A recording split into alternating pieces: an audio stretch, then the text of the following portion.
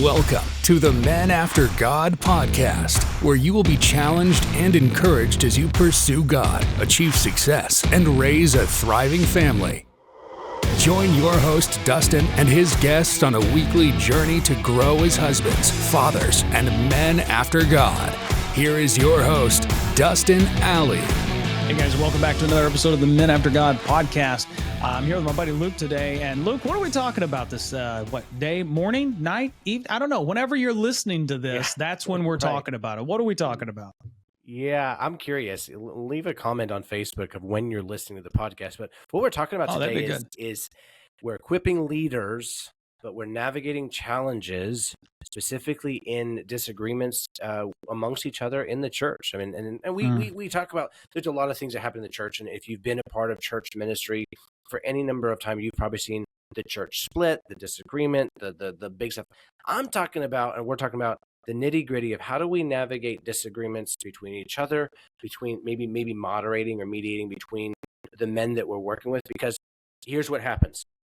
And by the way, it's really cool. Did you know that we're all unique and we all think differently? I mean, for years, I was convinced that, just throw that anywhere. Gotta watch this microphone, it'll jump at you. Yeah. I was convinced that everybody thought like me. So when somebody disagreed with my perspective or what I was seeing, what happened was I was confused because I'm like, wait, how did they not see it my way? Now, as I've grown in spiritual maturity and grown as a person, grown as an individual, and worked with individuals to understand people think differently, people have different past experiences, people have different trauma, people have different how they were brought up and the leaders that they reported to and the college culture that they went to or whatever, it causes a different perspective. And I'm going to give the perspective of, have you ever heard the story of the six blind men and the elephant? And the six blind men walk up the elephant. One of them grabs the tail, and he's like, "Oh man, an elephant is like a rope." And another guy walks up to the trunk, and he's like, "Oh, an elephant is like a big snake." And another guy grabs the tusk, and is like, "They're like a spear, right?" They're all correct, and every one of them are wrong, because until they take a step back and literally be able to experience the entirety of the scenario, they're not going to get it, and they're going to be almost a disagreement of who's right, when in reality, none of them and all of them. So my point is this, is what will happen is a men's breakfast will happen, a fellowship will happen, a guest preacher will come in and preach on a topic that's controversial, and someone will say, "Man, can you believe that person said this?" And another person like, "Oh, I agree with what they said." Like, from the perspective of how they were raised or grown or whatever, suddenly there's division. And so how do we navigate disagreements? How do we make sure that we're not causing, because disunity is not of God, causing discord is not of God. God hates that. So how do we navigate disagreements, understanding that there are certain things that just don't matter? In 10 years, 20 years, or in eternity, you're debating and going over something and causing division or disagreement or contention in a church over something that in eternal perspective, it doesn't matter. Does that make sense? You follow me out there, Dustin? Absolutely, man. That is so good. You know, you got guys complaining we had bacon instead of sausage at the breakfast, right? Why is he going through the book of James? Why is he using curriculum? Why is he not just teaching from the Bible? Why is it? Oh my goodness, the number of things that are there that I've heard as a pastor. Why do we have to pay for the materials? Shouldn't the church just give it away? Yeah, that's fine. Could you increase your tithe for me, please? You know, like whether we like it or not, you know, the church has to charge for some stuff there. But the disagreements and the things, and understanding not just the people are unique. I love that you brought that up, because that is exactly what I've found in myself and in others, is that people disagree. It's like, how could they? Because they're not you. They don't think like you. They don't have the same perspective as you. And I love the elephant story. It's not that they're completely wrong. They're just also not completely right. And a lot of times when it comes to division and contention, chances are there's more to it than what you're hearing. People get to that place, and as ministry leaders, we can get to that place to allow it to really bother us because we've allowed some other things to go on in our lives. So, Luke, before we jump into what we're going to talk about with that, I want to get into what leads us to some of that contention and leads other people to it, because then I think we can really impact or change the way we handle those situations. So I want to talk to you about a buzzword that's been around for a few years now, especially since COVID, and it's burnout. Burnout is a term that just describes when a person gets to the place that they are not just tired, it's emotional, physical, and mental exhaustion, and it's going to impact your ability to lead, and other people are also going to experience it in different ways. The problem with something like burnout is when another person is experiencing it for less than what we think that should bring it on, we begin to think less of that person.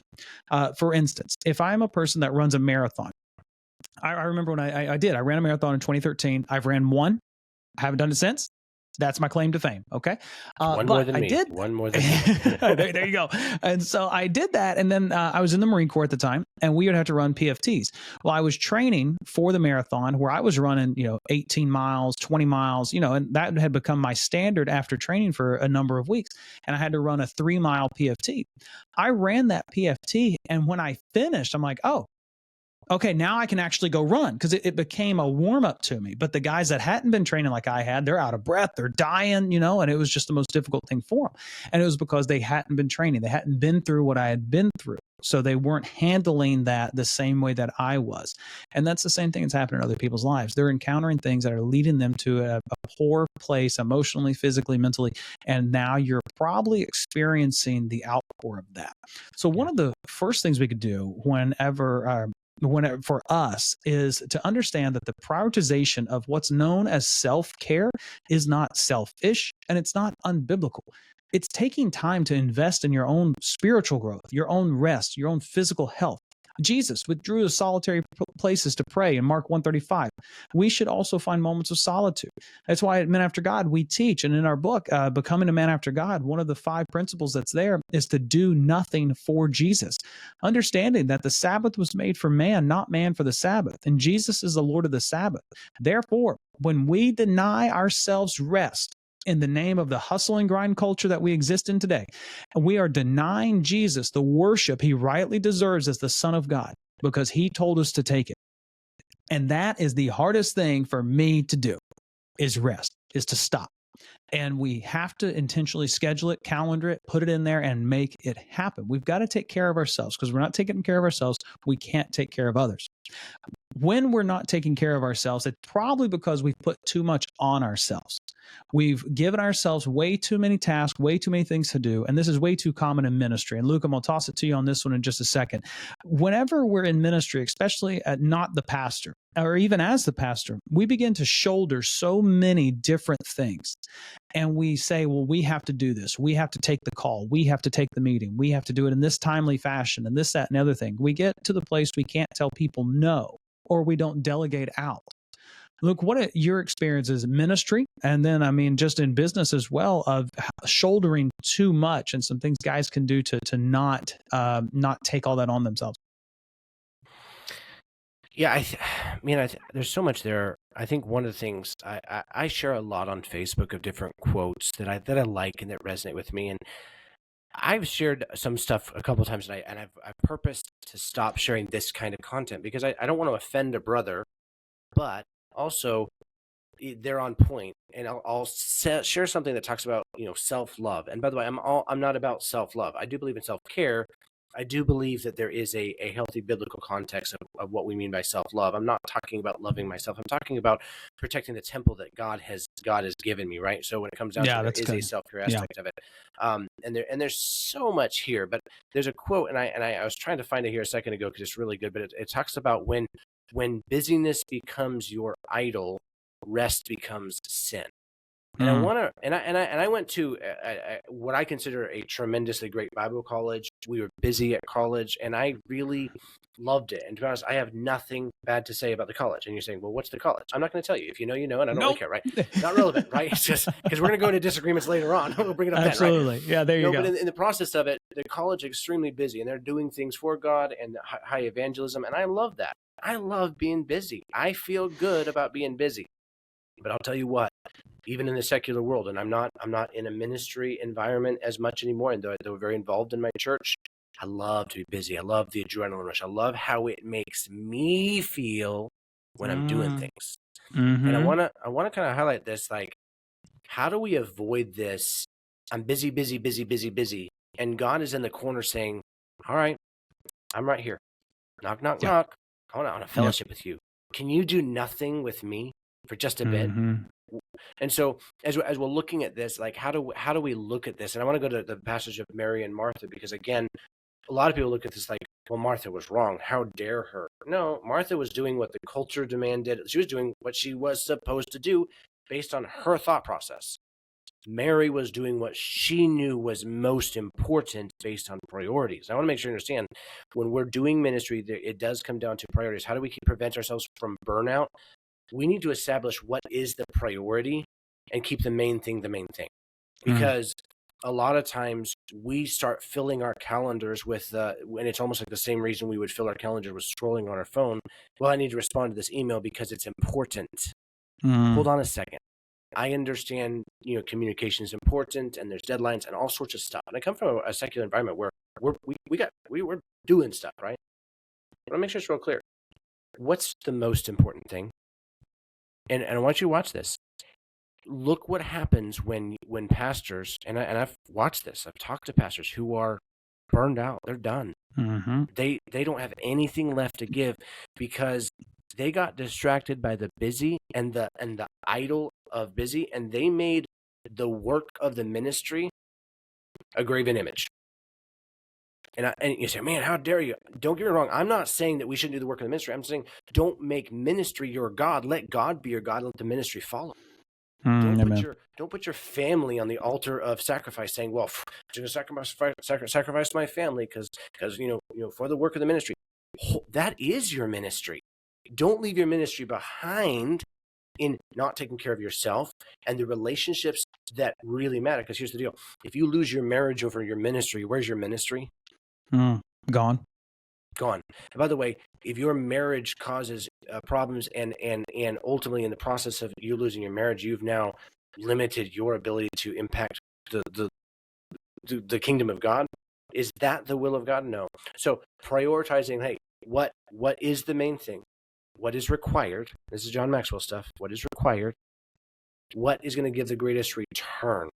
And that's a question. These are great questions that we can go through with coaching. And then what's going to give the greatest reward? What's most fulfilling to you? Some people love to preach. Some people love to counsel. Some people love to go out and evangelize in their part.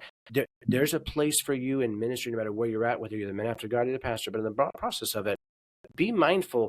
You cannot do everything. So don't try.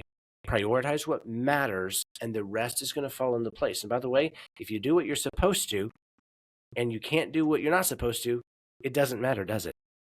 And that's where we set those realistic expectations of yourself. And, as a leader in ministry, it's having conversations with those in your ministry to hold you accountable, whether you have deacons, you have elders, whatever your church structure is. It's asking them, and this is something I learned, what are the three things only I can do? And then do those three things. I was at a conference I was at a gathering of friends at Disney. And it was in the gospel with Pastor Kerry Schmidt and them. And that's what he told us to call it. He said, it's not a conference. It's a gathering of friends at Disney. So fine. I was at a gathering of friends at Disney one year. That was phenomenal. Great time. And there was a pastor from out in the Midwest there. Huge church, 2,000, 3,000, a huge ministry. Okay. And he had gotten to this place of burnout and things of that nature and got to where he was just mentally and emotionally drained, couldn't do it anymore. And really, really in a bad place. And he had to go see his deacons basically told him like, hey, get out of here. You need to go take a break. And he went and talked to a psychiatrist, a therapist, and whatever. And the therapist kind of told him like, hey, look, what do you love to make 2 columns? What do you love to do? What do you hate to do? And he put that and he said, okay, now fold it over and take that side that you love to do to your deacons, to your elder board, whatever it was. He said, tell them these are the things that I can do. Other than this, I can't do it. Because the ministry had grown to this place where like he wasn't doing the Excel sheets or the little things like that. He had to do what he was doing and his age and different things of that nature. So having realistic expectations of what you should be doing, understanding you're not going to do everything perfectly, having achievable goals set and celebrate the small wins. What Luke's talking about there of making the idol a graven image, guys, I've been at fault for that. In fact, I've got a book that I wrote because I did that. And I had to grow from that. So I want you to, number one, if you're doing that right now, swallow your pride, admit it, and quit. I say it's that simple, but I know it's that difficult, because what I was telling myself was, God, I'm doing this all for you. You've provided the doors. You've opened the doors for this. You've given me these opportunities to use my gifts, talents, and abilities. I want to keep this up. And I remember, like, after I crashed, asking myself, why can't I do this? Why can't I handle this? I'm a man of God. I am someone, all these things. And I'm trying to hype myself up in a sense. But it's, again, that was when God's like, you're doing all this stuff for me, but what are you doing with me?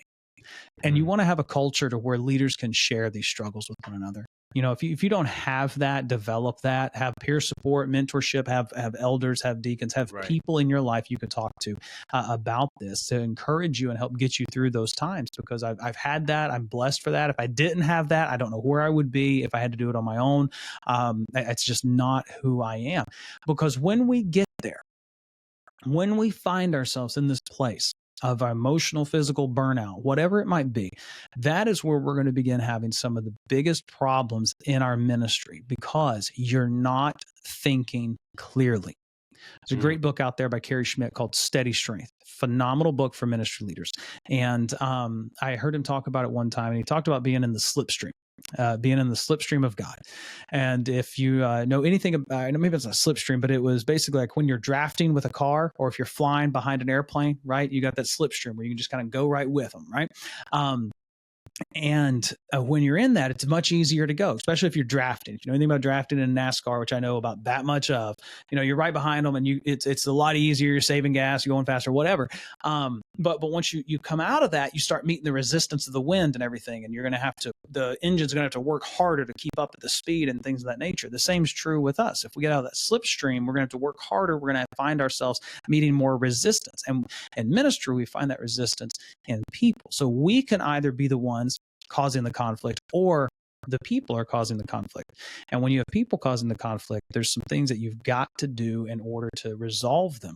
And that's where we're going to toss this back to Luke, because he's got some real world stuff he's going to share with us. But one of the things I'll tell you guys is, remember, if a person is bringing a problem to you in a problematic way, okay, person bringing a problem to you with a good spirit, that may just mean there's a problem. But a person bringing a problem to you in a problematic way, there's something more going on in their life than just this. This just happens to be the outlet they have chosen to express it. And oftentimes, as a ministry leader or pastor, you're an easy target. All right, Luke, talk to us about some real world scenarios that you had for us. Yeah, I'll say this just to touch base on what you just said. You talked about, like, hey, kind of setting those boundaries of, hey, this is what I love to do, this is what I don't love to do. This is not a conversation of, I am not willing to do this. I want to make sure it's real clear. Yeah, that's good. I'm happy to do a lot of stuff. I get to work as an executive in a company, and they take very good care of me, and have for many years. And recently we got an order of chairs to our location here, and I, being the servant that I want to be, I started putting together these chairs. And after about a day of about 6 hours, I put a bunch of chairs together. I thought about something. I thought, man, if the owner walks in right now and sees me putting together these chairs, he's going to fire me. No, not because I'm not willing to do stuff. It's because that's not what I'm paid to do. Don't get me wrong. We have people that are paid to do that. We've got some staff that are happy to do that. We can bring in somebody to do this. But I have stuff that he's assigned to me that's a very specific calling and gifting that I'm not supposed to be. Now, I love the hands-on work, and I was trying to just get it done. And sometimes, and when you're the pastor, it's not that you're not willing to clean the toilet. You are willing to clean the toilet. That's not the point. That's just not what God wants you to do today. Because there's some other people that are also willing to clean the toilet, and that's what they're qualified to do. And it's not a derogatory term. That's because they want to serve, but you are to serve tables and people. Don't get me wrong. It's don't miss that. I would say this in regards to that: finding out and knowing what you're good at, what brings you joy, what you derive joy from, also what's draining. Because you're going to find strength zone and weak zone. And if I'm a leader, I need to spend 80% of my time in my strength zone and 20% of my time in my weak zone, not improving my weaknesses, being self-aware that that's not what I should be doing. So just be mindful. A great way to do that. We mentioned this previous podcast, Patrick Lencioni. He went through a very similar thing. If you don't know who he is, he's an author, Five Dysfunctions of a Team. Great stuff for teams. He went through a time in his life and business where he was drained. He's like, I don't want to go to office, and they're like, well, you're the owner, right? You're like, it's limiting. Well, you're the pastor, right? I don't want to go to work. I don't want to preach today. Well, guess what? We need you. Yeah, he wrote a book called The 6 Type of Working Geniuses that I believe is crucial for self-awareness in what do I derive joy from, what I should be doing. And by the way, it's not like you should be preaching and teaching. No, it has different things like, hey, are you more of an idea person? Are you a wonder person? Are you a gatherer, a galvanizer? Are you the servant-hearted person? By the way, doesn't just because you're not the enabler doesn't mean you don't serve people. It just means that this is what you derive joy from, and you need to make sure you protect your peace and your time by doing what God has gifted you to do. So that's just my thought there. Let me say this in regards to, hey, there are people that bring you problems because they are problems. Okay, so we're flipping to the next conversation here. Luke, you're so direct, man. I can't. I don't know if I can handle the directness from Luke right now. Wow. Okay, but here's the concept. And by the way, I mean, in a business secular world, when I'm having conversations about employees on my team, if I've had more than 3 conversations about the behavior and attitude of a person and they become the drama on the team, my next conversation is, what is the plan to either coach up or coach out? I'm going to promote them to customer. I'm going to fire them. Right. I love that. I'll make sure now, it doesn't mean I don't care. My name's Luke. I genuinely care about people. I really, really do. But I also care about the team. And so in a ministry setting, you don't get to fire people. I don't know if you know that. You just you're not. No. People are going to bring you problems, and there's 2 kinds of people that bring you problems. There's the person who they are servant-hearted. They see the need. This is their way of taking the lead. Pastor, did you know that this is going on? Or they'll bring you in, you're not the pastor. You're just a person in your church, and they're like, did you know that this is going on? And they genuinely want a solution, but may not be able to provide the solution or don't have the resources or understanding or whatever. And then you have people that bring you a problem, and they're like, did you know? And it's a whole different tone. And guess what? They're not bringing you a problem for you to solve. They are bringing you gossip for them to feel better about who they are and what they believe, and they want to make sure their opinion's known. In leadership and empowerment, as you're developing people around you to help support you, and as you're supporting your pastor, if I bring something to my pastor, I'm real careful that I'm not bringing him something that is frivolous, and that I'm bringing him something that I can be a part of the solution. And by the way, I don't always get to be a part of the solution, but if I see a need, I'm like, hey, did you know we got this going on? And, did you know the toilet's clogged? Well, that's not a conversation for my pastor. Do you know who's going to unclog that toilet? I'm going to go. I am perfectly qualified to take care of that business, right? But when it comes down to it, there might be something. A lot of times, there's a visitor. What I'm bringing is like, hey, there's people that need help. Hey, pastor, I can help there, right? I can serve there. I have resources or whatever. It doesn't mean I'm the answer guy. It's just I'm not going to bring problems without solutions. So every problem I bring to a leader, I'm bringing 2 potential solutions. They may not choose either one, but a good leader, if you're the leader and someone's coming and saying, hey, here's a problem, here's 2 solutions, I'm going to ask them, hey, what do you think the best solution is? I'm going to try to power them. By the way, I might not agree with them, but I might let them go with, like, hey, that's a great idea. Can you help me with this? I'm now empowering them as a leader who's trying to be influential, right? But let's go back to the other person who's bringing a problem. Most of the time it's not in the right tone. It's not in the right attitude. I'm going to give you a verse that's going to really, really kind of mess with people. It's Bible, though. It's Bible. Great peace have them which love thy law, and nothing shall offend them. And by the way, so if I'm offended, I need to look at, hey, am I loving God through his word? Am I being fed through his word? Because if I'm offended, and by the way, I'm sure there's righteous indignation. Hear me out when I'm saying this.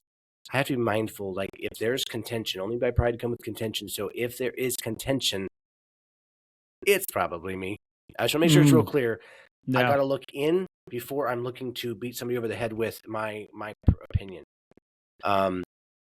We're dealing in a world of divide right now, and we're going to talk about the book that Dustin hasn't read yet, The High Road Leadership by John Maxwell. Is a great book right now, but it talks about the political divide right now. Right now, depending on who you vote for, and we're coming up, and by the time you listen to this, we'll have already had elections and stuff. But the bottom line is this, is that even in the church, there's conversations that cause contention and there's disagreement.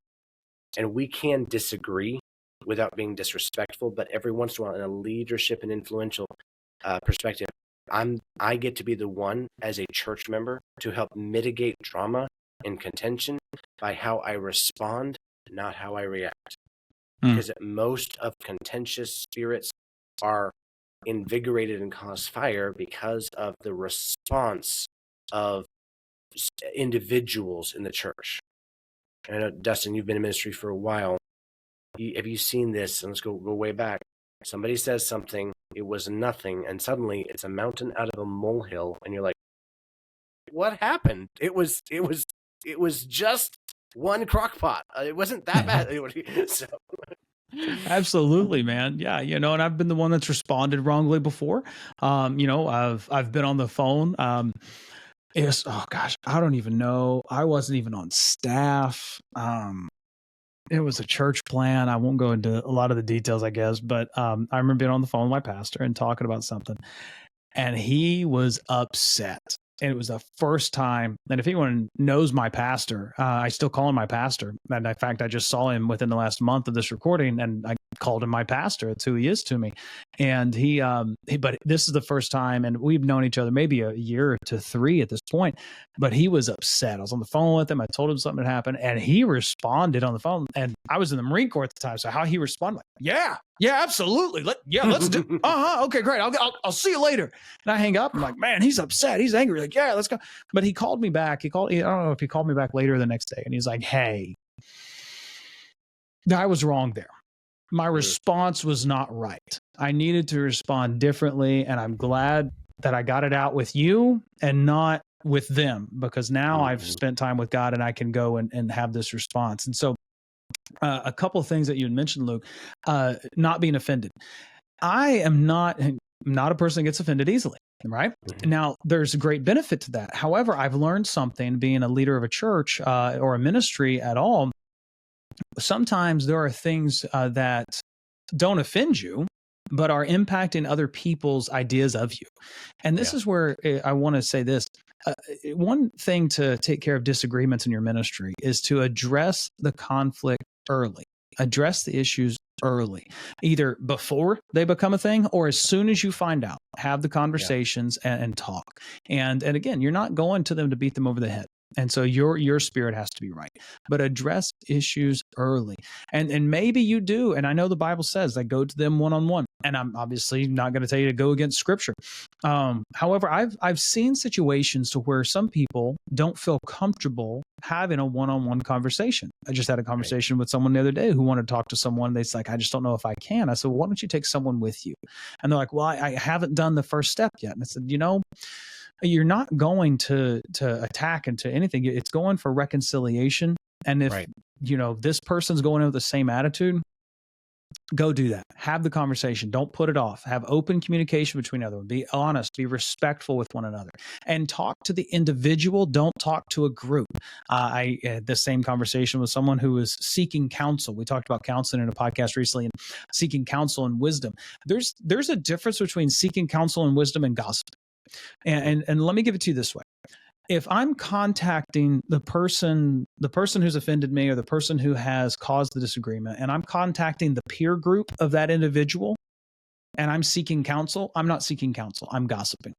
If I'm contacting people outside of the situation for wisdom and counsel that have no dog in the fight, no impact on it one way or the other, and I can get true, unbiased counsel and opinion, that's seeking counsel. That's seeking wisdom. And so there is a difference there. So be careful. And then find your common ground. Now, this question, ministry leaders, I'm going to tell you, this question was given to me within the last year. I probably should have used it more, and I'm going to give it to you now. But the guy that gave it to me got it after like 20, 30 years in ministry and said he wished he'd had it on day one. When someone brings something to you, have the wherewithal about you to stop, pause, and ask this question. What's your core concern with that issue? Hey, pastor, or ministry leader, I don't like the fact that you're teaching out a curriculum on Wednesday nights and not using the Bible. Hey, I don't like that we had bacon instead of sausage. I don't like the music's too loud. I don't like how contemporary it is. What's your core concern? Because Luke, this does something that you do well at, and that's getting to the heart of the issue. Like, hey, okay, you like bacon, you don't like sausage, fine, but what's the core concern here? What's the reason this is coming up? And it's probably going to come to something that you agree with. Right? If a person comes to you and says, hey, I don't like the worship music's too loud. Well, what's the core concern with that worship music being too loud for you? It's like, well, I just want us to have a church that is God honoring and respectful in its music. you can agree to that. I guarantee it. You can look at them and you've found common ground. I agree. I want that too. Right. And then you got to have a conversation going on from that. But asking that question allows the individual to search their own emotions and their own thoughts to find, okay, what's the reason that I'm really bringing this up? And at times it may come out that there's not a reason. They're just bringing it up. And that's the point you go, oh, okay. So there's not really anything I can do there. Right. Okay. Well, I love you. I'm thankful for you. And let's go on about our day. But having that common ground, right. And bringing in a neutral mediator, all these things, just be sure to go with the right spirit. And that will help take care of so much. You know, James 1:19 advises everyone should be quick to listen, slow to speak, and slow to become angry. The Bible says, be angry and sin not. For me, that means be angry and don't respond immediately. Because if I respond immediately in my anger, sin is coming from that. I'll guarantee it every 9 out of 10 times in my life, that's what's going to happen. Because it's not wrong to be angry. Anger is a right emotion from God. The question is, how are you responding to your anger? Now, those are challenges in relationships. Those are going to be a lot of the bulk of the stuff that you're going to have to deal with when it comes to leading and loving people. But practically, there's a lot of ministry challenges that come up. And there's a lot of questions and stuff that you have to answer. And we've covered a couple of them, but going to the heart of the issue, it's usually people. But let's talk a little bit about the practical things. Now, Luke, you had some practical examples you've got guys facing.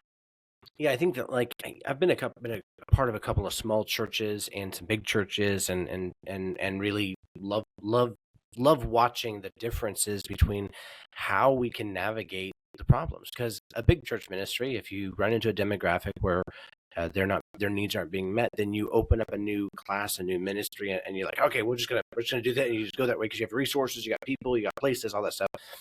For most of probably the people that are listening, or a good portion, they go to a small church, and they might be a member of a small church, and there's 100, 200 people, whatever the case. And so a recent dilemma came up, and just wanted to put this out there. And again, I didn't have a quick answer for this one. Hypothetically, you've got a ministry where you've got a lot of our churches, we've got an older demographic, we've got the boomers, we've got the people that are 50, 60, 70 plus, or 80 and even older, and they're participating. And by the way, I love going to a church where we see the elder demographic participating in the worship and in the ministry and the work of the ministry. It's really encouraging. And by the way, they're there for us, the younger of us, right? But then you've also got a growing church, because if you are any version of a leader, people are going to want to show up and follow you, all that. And this is a God thing. Don't get egotistical about it. This is God doing the work. Amen. But with it comes this: how do we, in a church environment, and really, because if you try to just take care of just one or each demographic, you're going to burn out. I can't take care of just the older and the mid and newlyweds and then teenagers or young adults, right? I can't do it all. So how do we look at this in a way where I can have an all-inclusive men's ministry that all the men want to show up, and we want to empower and encourage the next generation at the same time? Because if you only can connect with the elder ministry, you're not going to get you're not going to have any replacement leadership, right? And you'll be leadership light. You'll be looking for a bench, and you won't have anybody to be on that bench and no one to develop, because guess what? People pass on. And as we watch this transition, so here's the question: how do we engage the young adult, the young man, the young teenager, 16, 17, 18, 19, with somebody who's 60, 70, 80 in the same scenario, right? So whether it's a men's breakfast or a Sunday evening service, but they're together, and I want to have a men's ministry, but men is brought. How do we do that? Like real tangible, nitty gritty. Give us your gut thoughts. Yeah, sure, Luke. So, the first thing, when I hear people talk about them being cared for in the church, I've got a little bit of probably a negative bias that I have to overcome and really want to make sure is not coming through from them, is this idea of consumerist Christianity, that I'm going to church and it's all about me. It's all about what I can get out of it and all these different things. It's not that they shouldn't be served, their needs shouldn't be met. But if that's the only reason that we're coming, then we're showing a level of maturity that needs to improve. And so when you hear that of like, well, how am I supposed to connect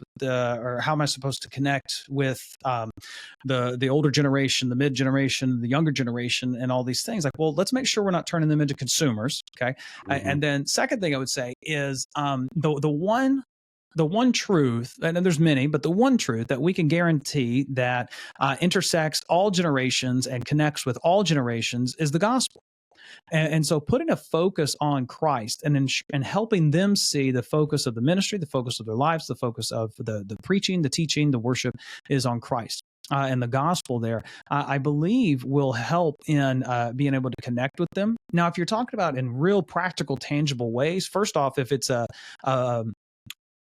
church-wide service where you're bringing them all into it, we have to accept some things. We have to accept that not every song is going to connect with every generation. We have to accept that every message can't hit every generation the same way. Now we can speak to each generation in our messaging, in our preaching and teaching and things of that nature. And it's not that it can't apply, but there's going to be pieces of it that don't. So my suggestion to that I would ask questions. First off, is the culture one to where does it have to be a church-wide service? Could it turn into either? And this is dependent upon the other programming, if you will, because I think there is one of the reasons we see the generation gap, and we not just the gap in attendance, but the gap in connection, is because a trend over the last 30 years or so in ministry has been to subdivide the culture based upon the age group. And we're wondering, why are the millennials not connecting with the boomers? Like, well, because you put them in a boomer class and you put them in a millennial class. And we don't use the word boomer derogatory. Please understand that. The baby booming generation, we've put them in these age-defined Sunday school groups or life groups and classes and things, and we're wondering why they're not connecting. So creating opportunities for them to connect around a small group setting. You could do age-based if you've got programming to connect them in other ways, but you want to talk about men specifically, because that's who we're targeting here. I would suggest finding out some things from each generation that they're really looking for, and then seeing how the other generation can pile into it, and then have a group night based on that. For instance, find something that's fun for everyone to do. Not all those in the baby boomer generation, especially as you get up a little older, are going to enjoy axe throwing. All right. And then, not everyone's going to love sitting around talking about World War II, which, to me was still like 40 years ago, but apparently it was a little further back now. So my suggestion is, again, find out what it is that they're looking. First off, unite them around the message of the gospel. Ensure that's foundational to each of them. And then find out the ways that they can get connected. Opportunities for the older and the younger. Find a project to work on. I think we limit ourselves when we put our ministries in boxes of, I have to have Sunday morning, Sunday night, Wednesday night, I have to be at service, I have to do all this stuff. I love seeing churches that have canceled Sunday morning, not canceled. They have taken their Sunday morning service times and turned it into volunteer opportunities, and they've sent teams out to go do a project, go serve in the community, do something like that. The 21st century, the 20th century American church on Sunday mornings and things looks nothing like what the first century church did.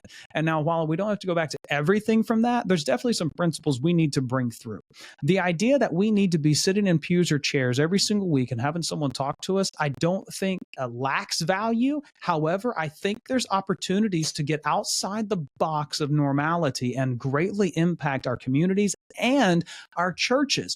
Because again, you got to get a service project, get something they can work on together. A lot of times we'll have a prayer group. I wish young people were as into prayer as we wanted them to be. I wish men would show up to prayer meetings because we said we're having a prayer meeting. However, it's not happening. Rare are the churches I find that tell me, oh yeah, we had a prayer meeting and 70% of the men showed up. That's not the case. I'm not saying it can't be the case in some, but painting with a broad brush, it's not happening. So what is it that we could do that would help bring the men together? And if you do church-wide context, you want to talk about men and women of all age groups and things, service projects are a fantastic way to do that. You get prayer partners. Let the grandparents, if you will, the boomers, adopt a family, adopt teens, and pray for them. Write them letters, talk to them, and things of that nature. Some of the younger kids will find it corny or whatever. Some of the older folks might not want to get involved. Listen, you're not going to please everybody. And if you want to sell ice cream, and you're going to have to be Baskin Robbins, because eventually you're going to run out of a flavor someone likes. So you're still going to be upsetting people. Get used to it if you're in leadership, but find what can work for the majority and help them connect. Create opportunities for connection. I love the statement. Don't know who said it. It's not my own, but relationships are built in circles, not rows. Rows allow us to transfer information. Circles allow us to connect to hearts. So create circle moments. And it doesn't just mean life group Bible studies. I mean creating the opportunities for them to be in a circle, working on something together, talking about something together, and just, again, being together, abiding with one another. And it can be around, volleyball, hacky sack, hacky sack. Good Lord. Can you imagine seeing a 70-year-old hacky sack? So I don't know where that one came from. I was thinking beanbag toss, but hacky sack's what came out. Sorry. But cornhole and games and things of that nature. It's just, Luke, we talked about parenting a while back, and we were talking about how the moments that we have and the fun and the stuff that happens is often spontaneous. Well, I like scheduled spontaneity. But so you as a church leader, as a ministry leader, can organize an opportunity, maybe not for spontaneity, if you will, but for fun moments to take place by creating an environment for them to come to. And that doesn't mean you're unspiritual. I'm not telling you not to have maybe a devotion. I'm not telling you not to share a biblical truth that night or principle, but I am saying that get some time so that they can enjoy one another. And, that's a lesson that I had to learn, and that I think would be highly beneficial for this guy who's having a great problem. First off, you've got young people that are attending a Sunday evening service on a regular basis. Okay, great job. But how can you get them connected? Maybe you got to get outside the box to see them come together in a circle. Like that? Like what I did there? Yeah. I see. Yeah, connect the dots. I will say this. I think that, a lot of times we're looking for us. Like, I think you said it so well a moment ago, like, hey, we need to facilitate an environment in which connection can happen. So trust, I have this question. It's probably my most asked question by new leadership, new management, and people that haven't worked in a team environment in which they're in charge. And they always want, like, hey, how do I build trust in my team? Yeah. And I just want to throw this out there. While trust is the foundation of leadership, it's crucial, and you have to have it. You're not going to be able to create it because it's not something that you just magically pull out of a bucket and be like, oh, I'm going to trust everybody. Here's some glitter. That's not how it works, right? Trust happens between people when they bleed together, when they cry together, when they laugh together, and when they strive together. I want to make sure it's real clear.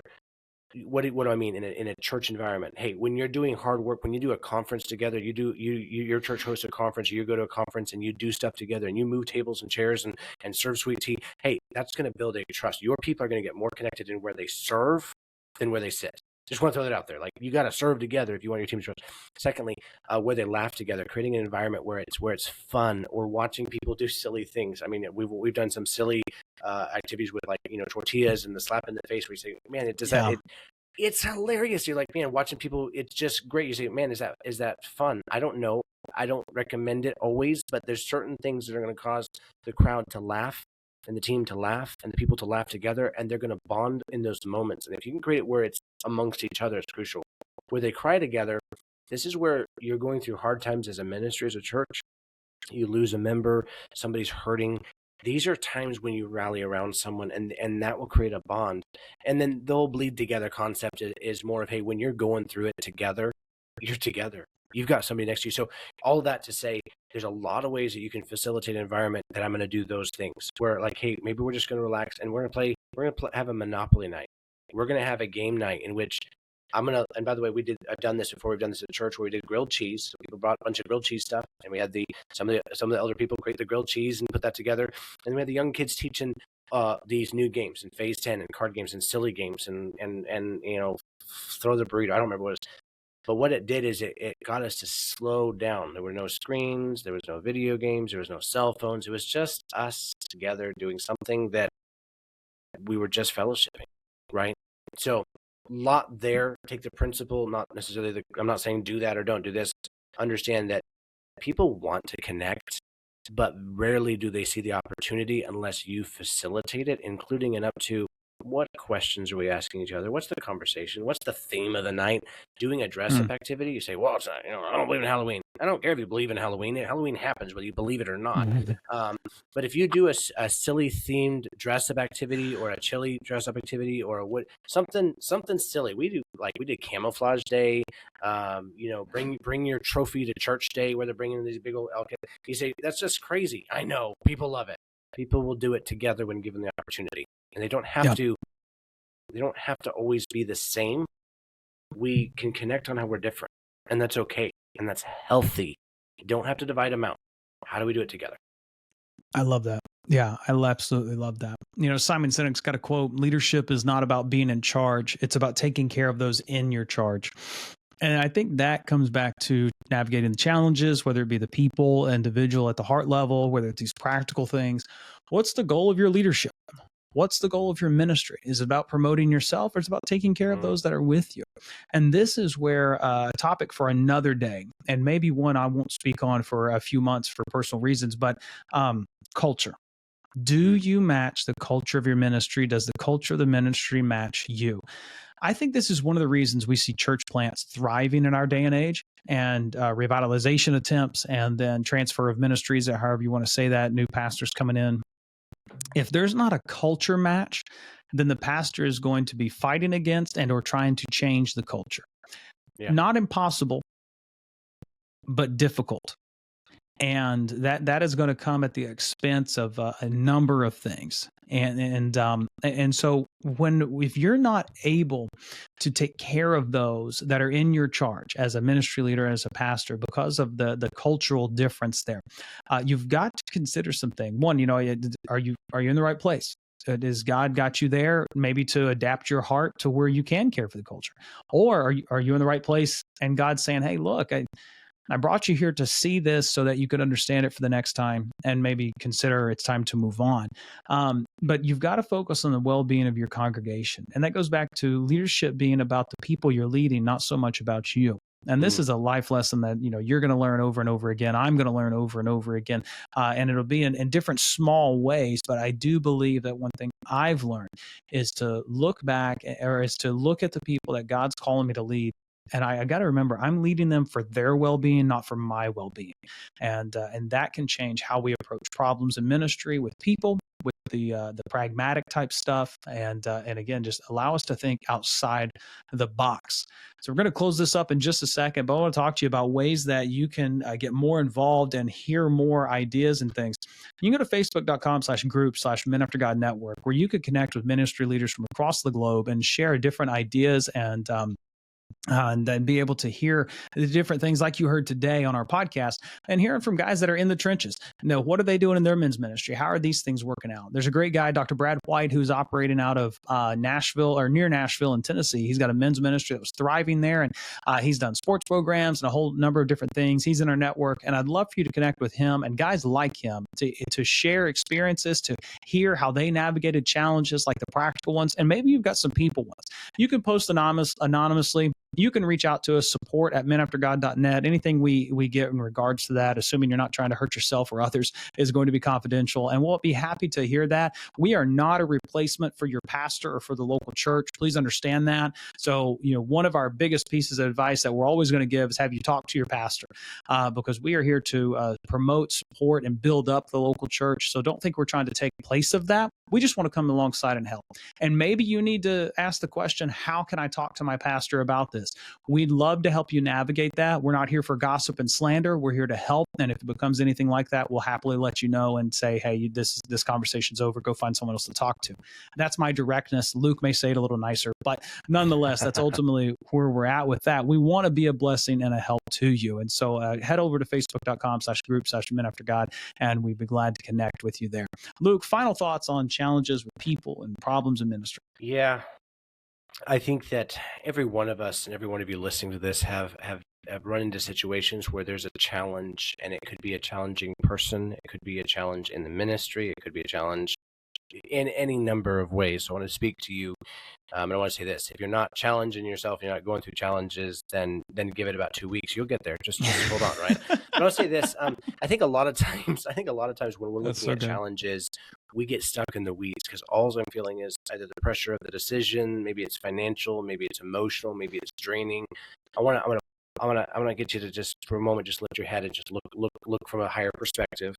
One is God's always in control, so trust Him with that and ask for wisdom there. But there's 3 questions that I ask when I'm coaching someone. I got them from Valerie Burton with the John Maxwell program, and it's a way to ask myself, how do I get myself through a challenge without being bogged down by the challenge? There's 3 questions. One is look at your challenge and ask yourself this: what is the opportunity in the challenge? Meaning that if everything goes and grows and does what it's supposed to, and things work one way or the other, What's the opportunity? Maybe there's healing, maybe there's unity, maybe there's growth, maybe there's whatever it is. Maybe it's a new job opportunity. Maybe, I don't know what it is for you, but hey, what is the opportunity? Secondly, what's something that I haven't considered? What is an option that I have not considered? Meaning that, what are the resources?